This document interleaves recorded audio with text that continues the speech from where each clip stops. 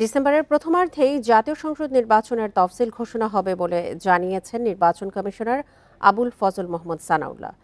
বৃহস্পতিবার নির্বাচন কমিশনের নবম সভা শেষে সংবাদ সম্মেলনে তিনি আরও বলেন, নির্বাচনের ৬০ দিন আগেই তফসিল ঘোষণা হবে। ২০২৫-এর ৩১ অক্টোবর পর্যন্ত হওয়া ভোটারদেরও চূড়ান্ত তালিকায় যুক্ত করা হবে। বান্ডেল থাকলে প্রতি সেনমানিতে টাকা বাঁচবে।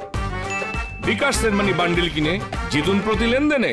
গণপ্রতিনিধিত্ব আদেশ ১৯৭২ এর সংশোধিত অধ্যাদেশ চূড়ান্ত করার পাশাপাশি এর সঙ্গে সমন্বয় রেখে আচরণবিধি চূড়ান্ত করতে নির্বাচন কমিশনের এই সভা।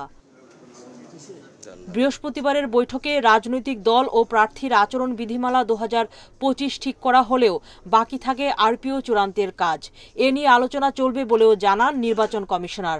বলেন, কৃত্রিম বুদ্ধিমত্তার অপব্যবহার রোধে এবার নতুন করে যুক্ত হয়েছে কিছু বিধান। এই আচরণ বিধিটা শুধুমাত্র কিন্তু প্রার্থী এবং দলের জন্য, কিন্তু এই এআই এর ব্যবহার তো এদের বাইরেও লোকজন করবে। অনেক এন্টিটি আছে যারা এটা করবে, শুধু তো রাজনৈতিক দল আর প্রার্থীরা করবে না, দেশ থেকে করবে, দেশের বাইরে থেকে করবে।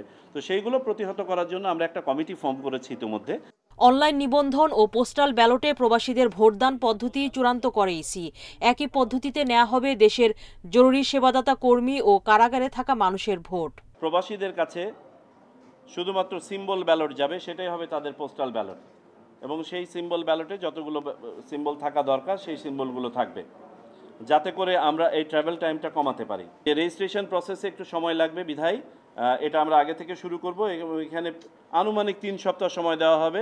বিশ্বব্যাপী আমাদের প্রবাসী বাংলাদেশি যারা আছেন তারা যেন স্বাচ্ছন্দ্যে এটাতে আপনার রেজিস্ট্রেশন করতে পারেন ভোট দেওয়ার জন্য।